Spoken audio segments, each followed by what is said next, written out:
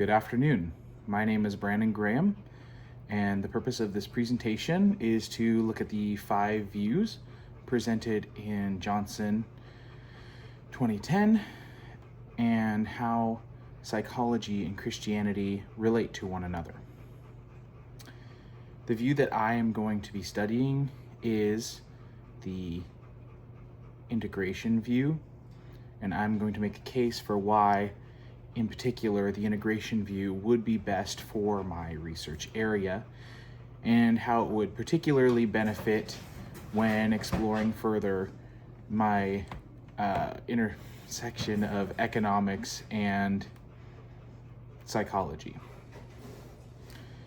I'll begin by briefly describing the view and explain my research focus in social psychology between recessions and social psychological phenomenon and economics, and then bridge a logical argument for why using the integration view would be beneficial and provide rigor as well as ethical frameworks for this area of study.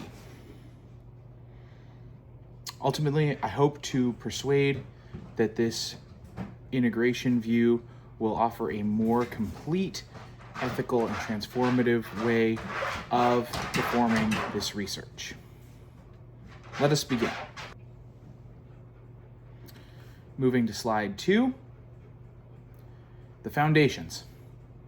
I've chosen the integration view presented by Stanton L. Jones in Johnson 2010. At its core, the integration view holds that psychology and Christian theology should mutually inform one another. All truth is God's truth, whether it's revealed through scripture or scientific inquiry, as in like a general revelation. Either way, the truth is still God's truth, regardless of which it comes through. Psychology provides a valid, God-given tool for helping us understand human behavior and to improve the human condition and address real-world problems. But integration doesn't just add them casually.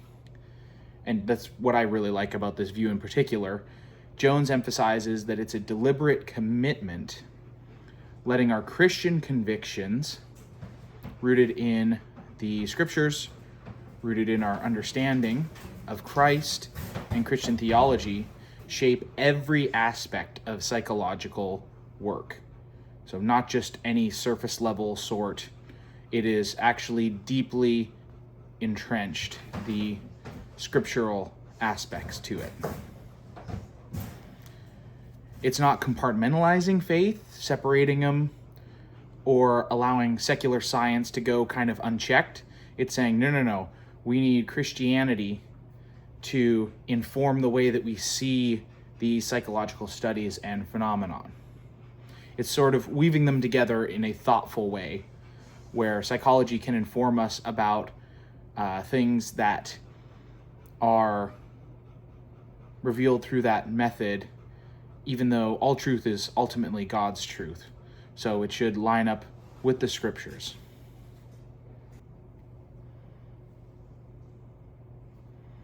So slide number 3.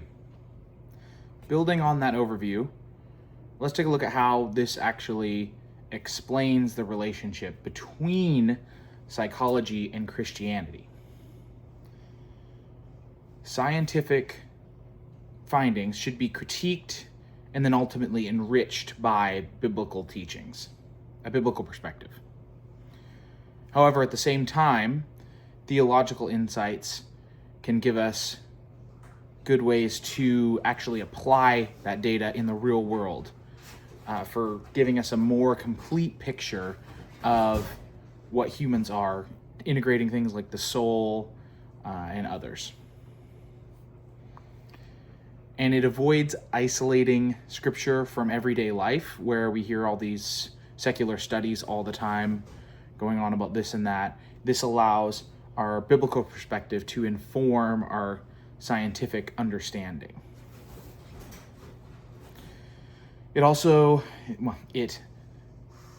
The integration approach is truly about holistically understanding individuals.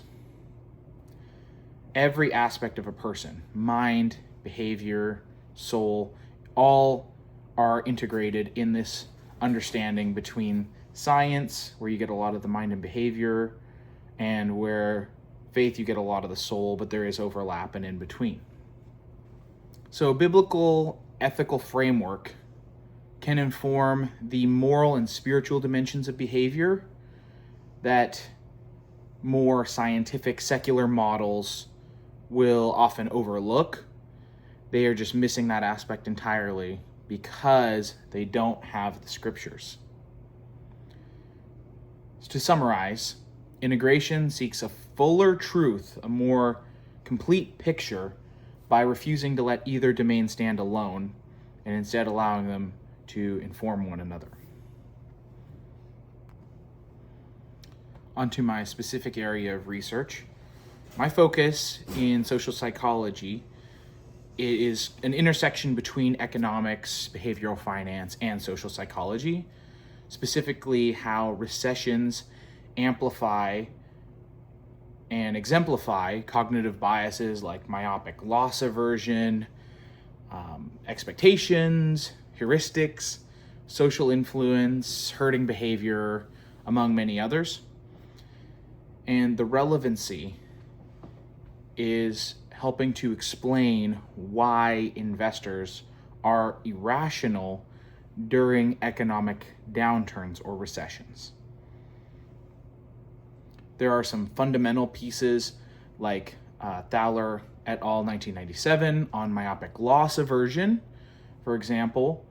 Myopic loss aversions, where such an interesting paper, they demonstrate how humans make what seems in the objective to be totally irrational decisions, but like taking a long shot rather than a sure bet if that long shot has a significantly higher payoff, even if it is less. Hoffman et al. 2013 also gives a perspective on people's changing perceptions during financial crises. However, there's a clear gap that I have identified. Most research is non-experimental, meaning there is a limited exploration of social or religious factors as potential mediators in this economic decision making. And that is where I see room for a meaningful contribution to the area. So why do I think that the integrationist view is the most beneficial way to approach knowledge and truth in my selected research area? First, it provides a holistic view of human behavior. That mind, body, soul combination allows us to see more than secular psychology would normally be able to uncover. It combines religious, scientific discovery with biblical wisdom on different topics like stewardship, fear and anxiety, and wisdom. Consider Proverbs 1:7. The fear of the Lord is the beginning of knowledge. That reminds us that we need to start, and the buck starts and stops with God and reverence of Him. Or Philippians 4, verses 6 and 7, which tells us not to be anxious about anything, but present requests to God, promoting His peace to guard our hearts and minds. When you're thinking about how people make fear-driven decisions in recessions, that becomes extremely relevant and very helpful. The biblical lens can give us a deeper insight into why people behave the way that they do, and how faith may buffer against it. Secondly, integration allows us to critique secular assumptions. like purely rational players in economic models is one of the most ridiculous things that I've studied in my academic career so far. Humans' fallen nature and the need for a redeemer, that would be the way that we'd see it through the Bible, and in Jones, he makes that case, or in Jones et al., he makes that case.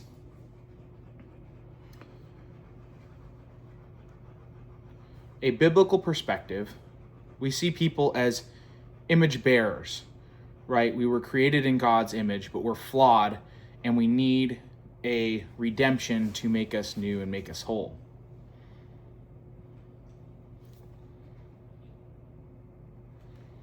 The third thing, it naturally incorporates a spiritual and religious factors as potential mediators. For instance, a person's faith could influence risk tolerance during uncertainty. They might not be as fearful if they know that God's going to take care of them and that God is with them, even in times of uncertainty. So rather than looking at secular economic models, for instance, let's say, then refocusing that on how God in his infinite wisdom always takes care of us. And I think of the sparrows in the field verse, where it's like, are they worried about what they're going to eat? Does the flower clothe itself? Like, adding that trust in God, I speculate, would mediate the anxiety and potential panic selling and panic-driven behavior during recessions. Continuing the argument on slide 6, the practical and ethical benefits are quite compelling. Quite frankly, the integration view informs more ethical, context-sensitive research and real-world application, like maybe financial counseling or how financial advisors approach their clients. Or maybe even policy recommendations. It enhances our ability to predict behavior by accounting for moral and spiritual influences that the secular models will overlook. If you're looking at it purely rational, recessions don't make any sense. Why would you sell these things that you know are going to come back and do just fine in a panic? Like, it doesn't make any sense if you were actually a rational person in one of these secular economic models. But the most important thing is it provides the evidence-based studies of science, but from a Christian worldview. This makes it more valid, relevant, and ultimately transformative because we're pursuing truth holistically, looking at the mind, body, soul all together, rather than just the secular elements or just the spiritual elements. And Scripture being the ultimate guide as we're going through these studies, and especially ethically. In my proposed research, the solid empirical methods would help me draw my conclusions and perform the study accurately and consistently, where the biblical perspective would help with the mind, emotions, and the soul, leading to more helpful interventions in economic strain. Because if you don't have a view of a higher power, you're going to get stuck in those secular models that just say everything's going to be done tomorrow, the doom and gloom sort of stuff. So to conclude, the integration view, it offers mutual enrichment between psychology and Christianity with a more complete pursuit of truth. Applied to recessions, the effect on investments, cognition, and risk perceptions, it enables a more holistic, ethical, biblically informed study or inquiry. I believe it is the most beneficial approach because it combines the empirical rigor of science with the wisdom of Scripture, advancing knowledge, improving practices, and honoring God in the process. So I would like to adopt the integration view for a deeper and more faithful understanding in social, psychological, economic phenomenon. Thank you.